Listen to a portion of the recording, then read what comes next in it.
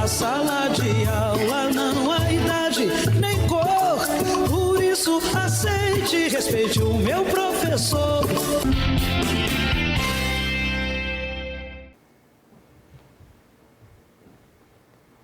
Boa tarde! Quarta-feira passada, dia 1º de junho, foi um dia de muita apreensão para professores e professoras aposentados. Depois de tanta mobilização e luta, o esperado momento havia chegado. A Alese iria votar o projeto que revoga o confisco de 14% dos salários de servidores aposentados e aposentadas de Sergipe. O dia começou tenso. Professores e professoras ocupavam as galerias da Alese.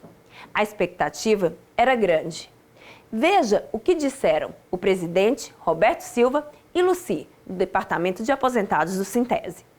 Há muito tempo que a gente está nessa espera, mas não é uma espera de braços cruzados. Nós estávamos lutando, e ainda estamos, né? Estávamos lutando. Nós fomos dos municípios fazer ato para que esse governo soubesse que a gente não estava satisfeito com o que ele estava fazendo. Nós fizemos um ato recentemente, o ato do desamor aqui no Calçadão. Você precisava ver, Luana, a companheira, eu não vou citar o nome dela por conta de ética, mas a companheira fez uma lamentação, foi um lamento da companheira, da necessidade que estava passando. O filho desempregado, marido desempregado, os netos na dependência dela, doente, e ela sem ter como rever essa situação. Então nós continuamos nessa luta, porque eu acredito que a maior vergonha é morrer sem ter lutado. Professor Roberto, eu estava aqui antes conversando com a professora Luci, nossa companheira do Departamento de Aposentados do Sintese.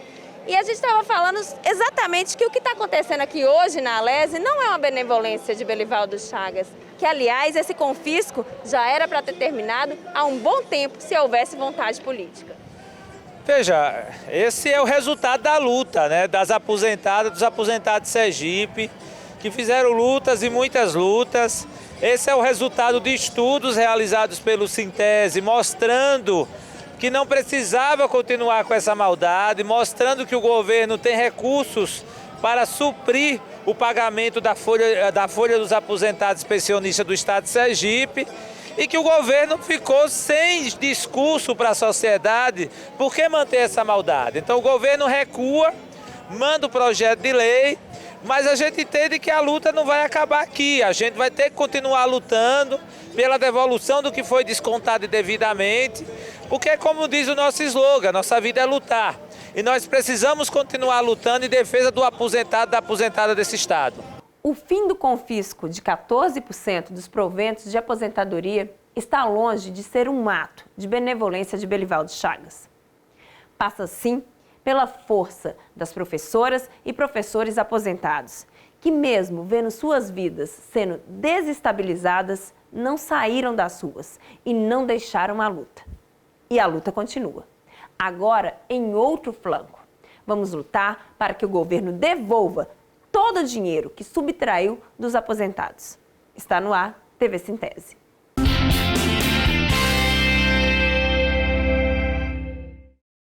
O importante não é vencer todos os dias, mas lutar sempre.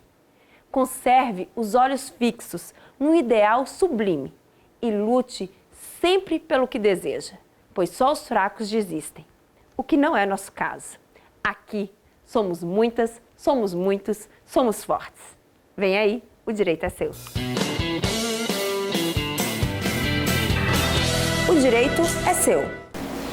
Queridos professores, queridas professoras, depois de diversas mobilizações e luta, nessa quarta-feira, 1º de junho, a Assembleia Legislativa de Sergipe votou e aprovou o projeto de lei do Governo do Estado que revoga o confisco dos 14% das remunerações dos servidores, aposentados, aposentadas e pensionistas de Sergipe.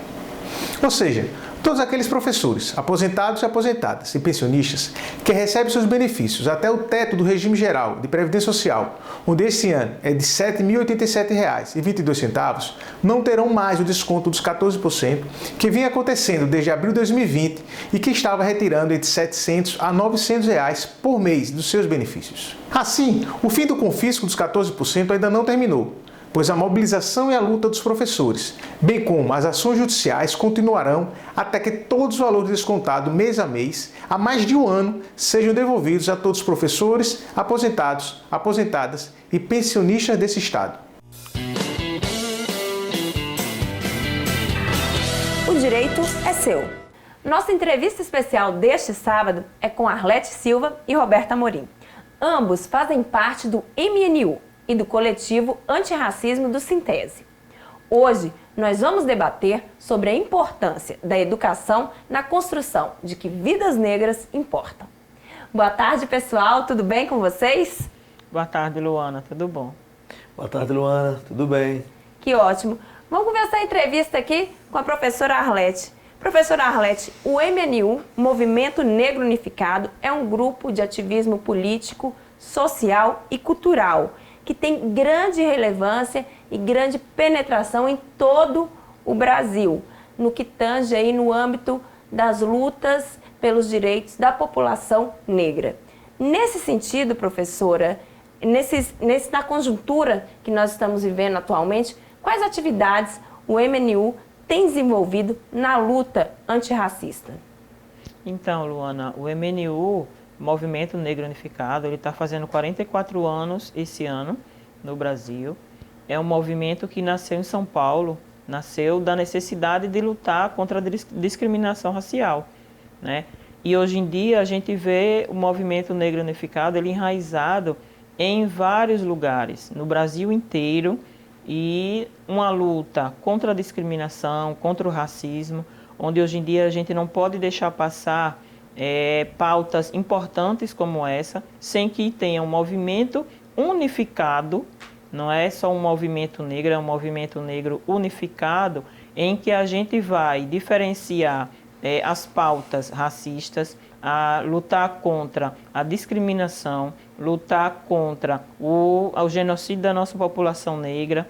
E essa luta é um movimento que nós agora estivemos, eu e meu companheiro Roberto Amorim, a gente esteve em Recife no congresso do MNU.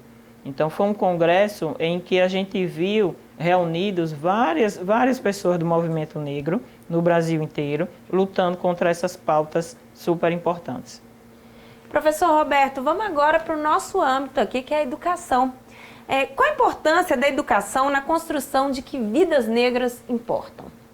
Pois é, Luana, esse mote ele é muito importante no sentido de que vai encampar uma luta que começou com o MNU nos anos de 1978 e redundou da Lei 10.639, a qual favorece o trabalho de história da África, história do afrodescendente na educação, e isso tem carreado ações positivas no desenvolvimento da educação, que permeia, que perpassa por diversas disciplinas. O professor de português pode tranquilamente estar trabalhando as questões relativas ao povo negro, aos povos afrodescendentes, professor de história, professor de ciências, das demais disciplinas. Então, foi uma ação muito importante, uma questão que vem trazer à luz uma deficiência histórica do Brasil e que visa uma reparação que, através da educação, ela tem implementado as suas condições para que a luta antirracista ela se firme e que a gente venha, num futuro bem próximo, obter êxito.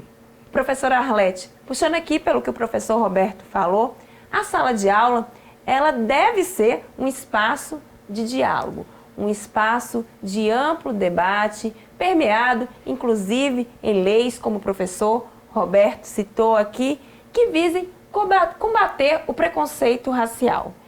E aí eu vou perguntar para você, na sua opinião, dentro do que você vê aqui no estado de Sergipe, nas suas andanças e do diálogo com seus pares, você vê que as escolas, elas estão procurando ali um rumo na diversidade, elas estão indo por um caminho da desconstrução do preconceito?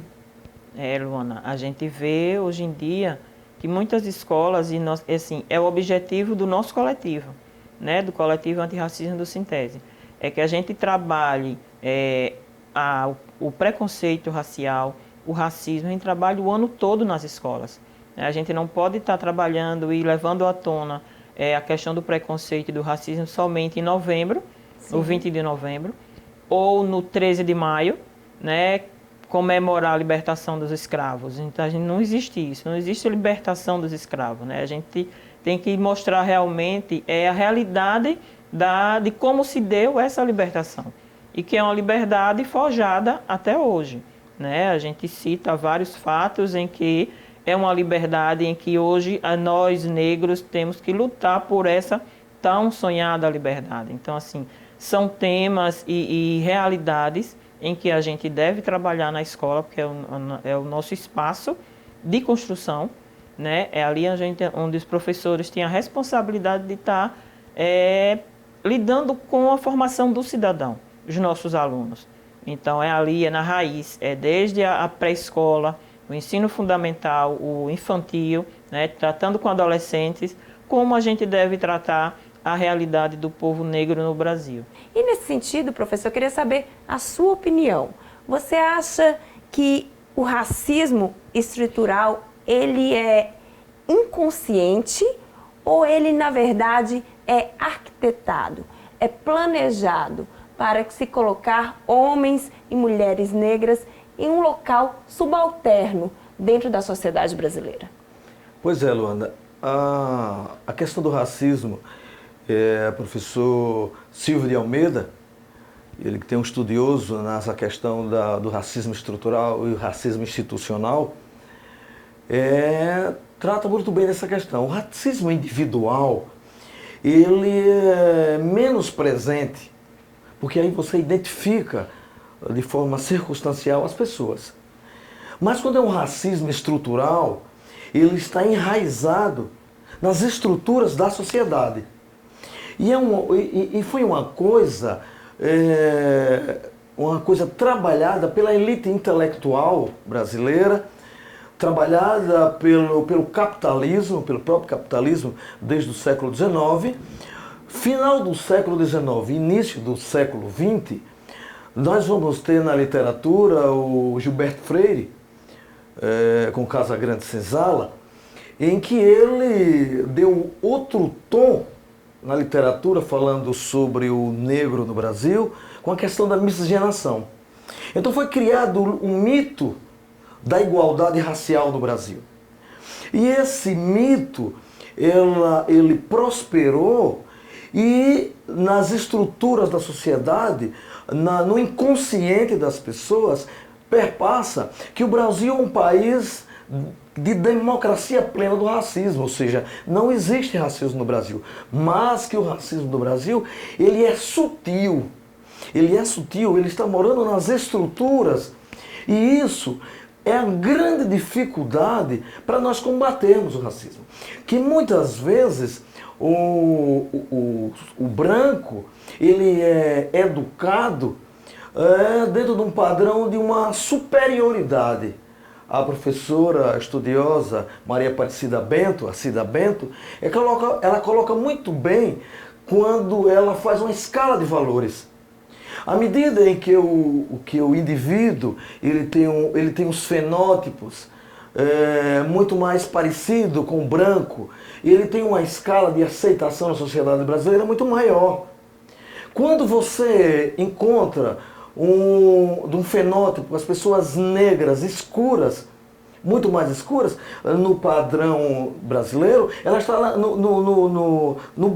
na escala baixa desse patamar de classificação que a professora Cida Bento identifica.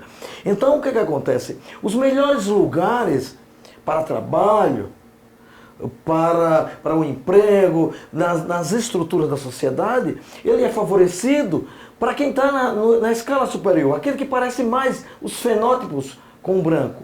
Então, o mote principal foi dado por o intelectual Gilberto Freire, quando ele forjou esse mito, essa miscigenação, esse mito da igualdade racial, no sentido de que ele deu algumas classificações, como o negro bom de samba, a mulata charmosa, ou seja, ele deu alguns epitetos, classificações aos negros e às negras, que ficou no subconsciente do brasileiro.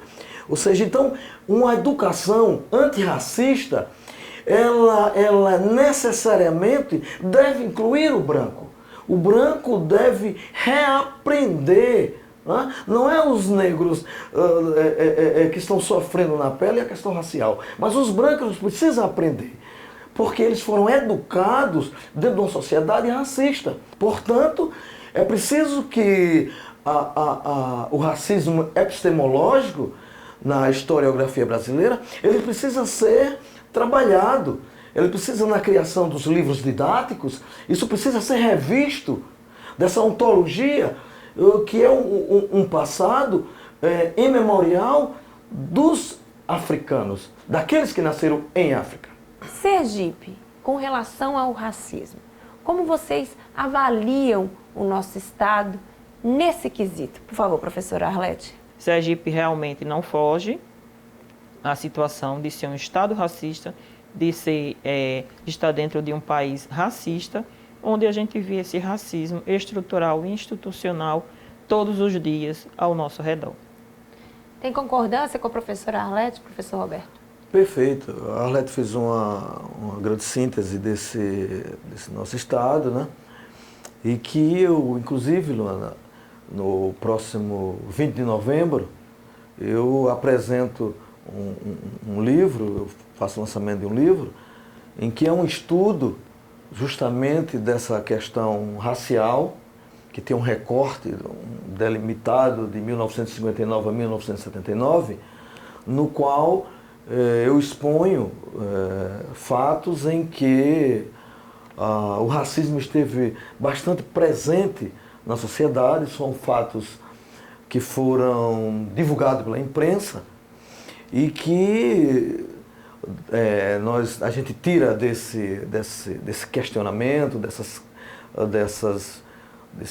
racismo, a delimitação de espaços geográficos em que uma pessoa negra, um homem negro, uma mulher negra circulando, ele é considerado suspeito, né?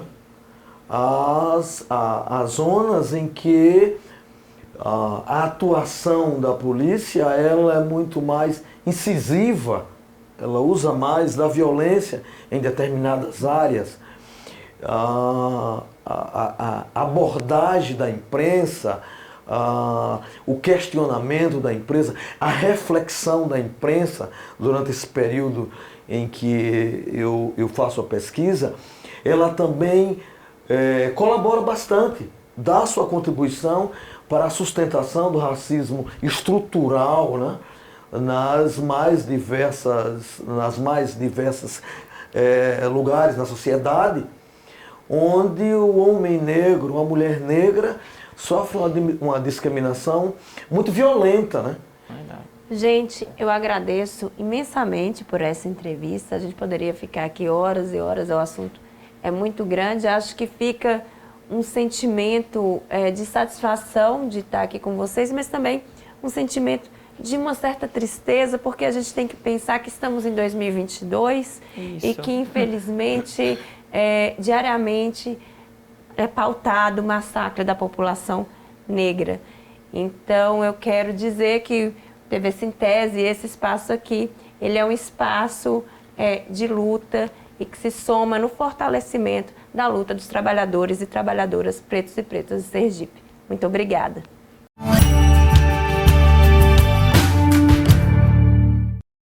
O TV Sintese fica por aqui. Próximo sábado estaremos de volta com muito mais sobre a verdadeira educação sergipana. Para você, boa tarde e boa sorte. Na sala de aula é que se muda uma nação. Na sala de aula não há idade nem cor. Por isso aceite e respeite o meu professor.